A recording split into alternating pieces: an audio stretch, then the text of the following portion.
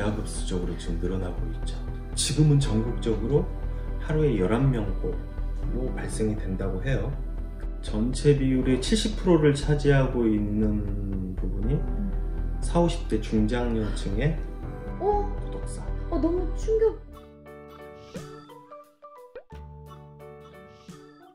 세상에 우리가 청소라고 하면 일상적으로 생각하는 게 있잖아요, 이미지가. 그런데 이분은 청소 중에서도 좀 특수 청소를 하시는 분입니다. 우리 김세별 대표님 모셨습니다. 대표님 안녕하세요. 네, 안녕하십니까. 네, 특수 청소 전문가세요. 그렇죠. 근데 이게 딱 듣고 그 뭐지? 좀 잘 안 닦이는 때를 없애주는 분인가 이렇게 생각할 수도 있거든요. 네, 안녕하십니까. 특수청소 전문가라고 소개받은 유품정리사 김세별입니다. 저는 올해 이제 17년차 유품정리 일을 하고 있고요. 아무래도 특수청소 전문가라는 말보다는 유품정리사라는 직업 이름을 좋아하고 있습니다. 아, 그러세요? 네. 그 이유가 있으신가요? 유품정리. 특수청소 그러면 네. 좀 너무 삭막한 것 같아요. 그래서 아무래도 이게 돌아가신 분의 자리를 청소를 하고 유품을 정리하는 일을 하고 있기 때문에 네. 어떤 뭐 직업을 얘기를 해도 마찬가지긴 하지만 그래도 마음적으로는 유품정리사라고 얘기를 해주시는 게 더 좋더라고요. 네. 그러면 이제는 유품정리사 김세별님 이렇게 정말 불러야겠습니다. 이런 것도 얘기해 주시니까 좋은 것 같아요. 유품정리하면 일단은 나이가 지그시 이렇게 드셔서 네. 이제 병원에서 병환으로 앓다가 돌아가신 분도 유품이 있을 수 있잖아요. 그렇죠. 그런 유품을 정리하시는 건가? 이런 생각이 딱 들거든요. 이제 우리나라 같은 경우는 보면 일반적으로 병원에서 네. 아니면 집안에서 이렇게 노안으로 네. 가족끼리 살다가 돌아가신 경우에는 유품정리 의뢰를 하시는 경우들이 많지는 않아요. 오히려 혼자 사시다가 네. 고독하게 돌아가시고 한참 만에 발견되시는 경우, 네. 이제 그런 경우들이 이제 저 같은 특수청소 전문가들이 청소를 하고 유품을 정리해야 되니까 가족분들이 직접 하기가 힘드시거든요. 네. 아무래도 직접 정리를 하시다 보면 좀 2차적으로 뭐 트라우마가 발생하시기도 하고 상처를 받으실 수도 있고 그렇기 때문에 아무래도 이제 전문가들한테 많이 의뢰를 하는 편이고 뭐 직접 병원에 계시다가 아니면 모시고 살다가 돌아가셨을 경우에는 아직은 우리나라 이제 풍습 때문에 이제 직접 하시는 분들이 많으세요. 대표님이 사실 현장에 출동하는 경우는 대부분 고독사인 경우가 많다. 고독사인 경우가 많죠. 그렇구나. 예전에 우리나라 막 핵가족 아니라 되게 여러 우리 세대가 같이 살던 집에서는 고독사가 있기가 힘든 환경이었잖아요. 그렇죠. 근데 요즘에 그럼 점점 많아지는 거예요?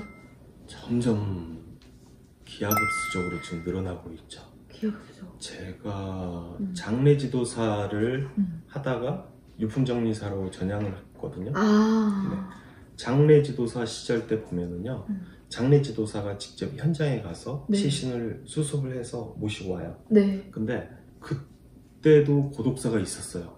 20여 년, 25년 전쯤에도. 네. 근데 그게 어쩌다 한 번씩 그런 사건들이 발생이 됐는데 지금은 전국적으로 하루에 11명꼴로 발생이 된다고 해요.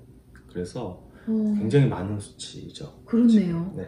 근데 그 수치도 사실은 기록이 된 게 그거니까 사실 집계 안 된 건 더 많을 거 아니에요, 솔직히. 아마 정확한 기록은 아닌 걸로 보고 있습니다. 그렇죠. 네.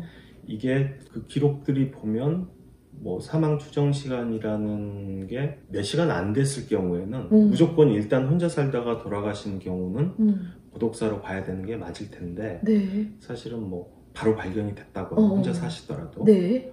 뭐 이렇게 시신에 문제가 없이 발견이 됐다거나 그러면 아마 기록으로 넣지 않은 것 같은.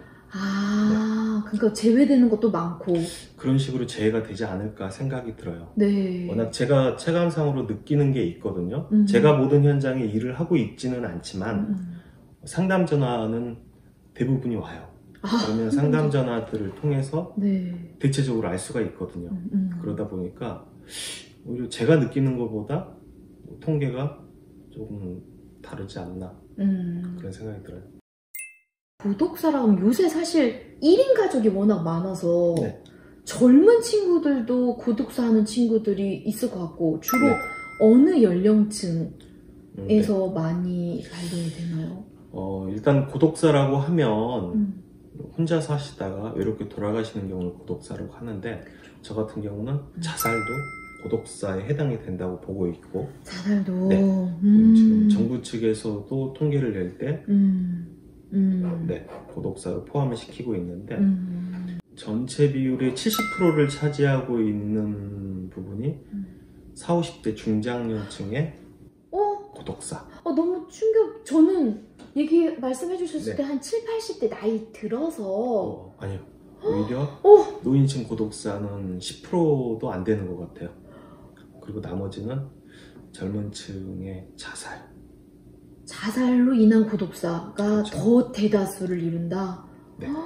노인 고독사는 한 5%, 7%? 그 정도뿐이 안 될 것 같아요. 정말 생각했던 거랑 너무 다른데요? 아, 네. 네.